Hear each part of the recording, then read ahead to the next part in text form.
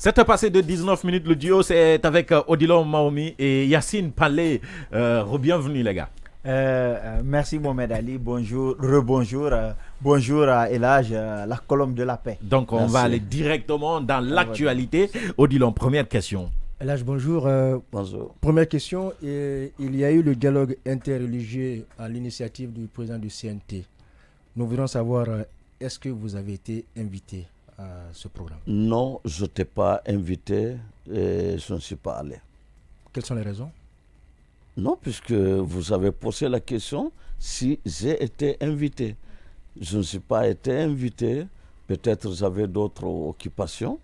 Vous savez que je n'arrête pas à sillonner le pays. C'est possible que ce soit ça la raison, sinon il n'y a pas d'autre raison. Sinon, on vous connaît quant à votre implication sur les questions de paix. Vous n'avez toujours pas attendu être invité sur certaines situations, mais vous êtes arrivé. Pourquoi cette fois-ci, vous n'êtes pas venu par vous-même? Vous savez, le président de CNT, honorable Dansa, est un ami, un frère, un compagnon, un homme à qui il faut s'allier ici.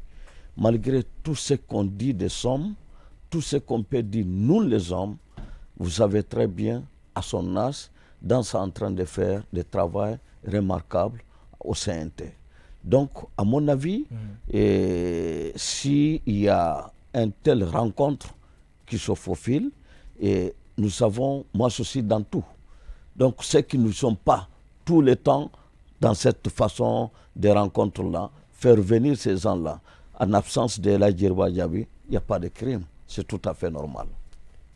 Est-ce que vous pensez que c'était nécessaire d'organiser un dialogue?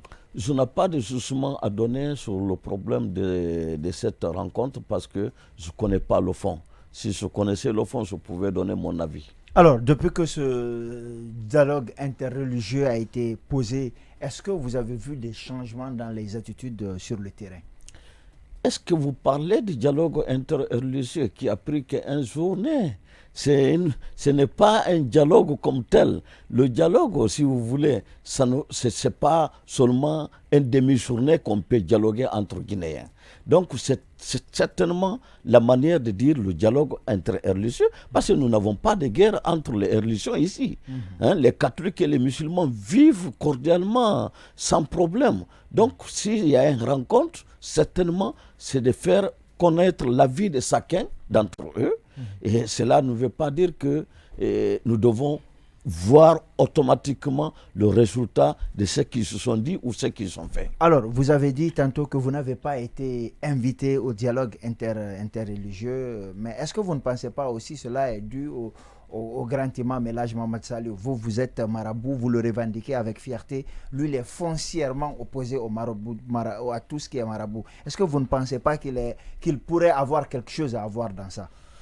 C'est vous qui le dites, mais est-ce que le dialogue interreligieux, Mohamed Saliou Kamara, mon ami, mon frère, que vous ne savez pas, s'il est opposé au marabout, mais en tout cas pas à Elhadji Djerba Diaby. Oui, c'est mon confident. Lors d'un de ses serments, il avait même dit qu'il faut que Dieu nous en garde d'être marabout, et lui, il est complètement opposé à cela. Monsieur, je vous dis, je vous mets en défi. Elhadji Mohamed Saliou Kamara n'a pas un ami en Guinée plus que Elhadji Djerba Diaby. Mais le dialogue dont vous parlez, pendant que le dialogue a été tenu à Conakry, Elhadji Mohamed Saliou Kamara était au Mali, Bamako. Il n'était pas là.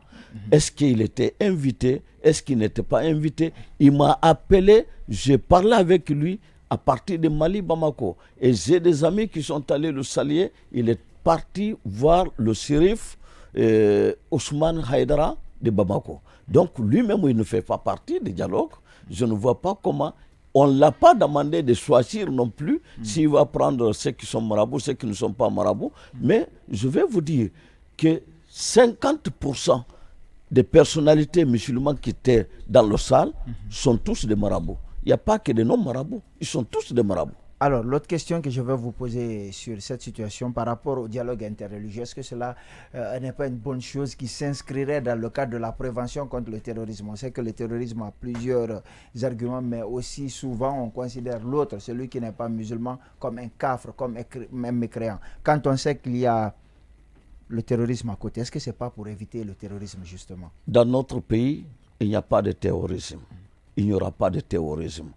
Et d'ailleurs, pour parler de ce dialogue interreligieux, si vous me posez la question sur l'assise nationale, puisque je connais le fond et le déroulement, je pouvais vous dire quelques-uns. Mais le dialogue qui s'est passé à mon absence, dont je n'ai pas de connaissance de ce qui s'est déroulé, je pense bien que je peux vous dire que je ne suis pas informé. On va aller avec les assises nationales rapidement. Alors, et là, je vais vous poser une petite question. Est-ce que vous pensez aujourd'hui que les religieux ont une place en politique, ont leur place dans la politique?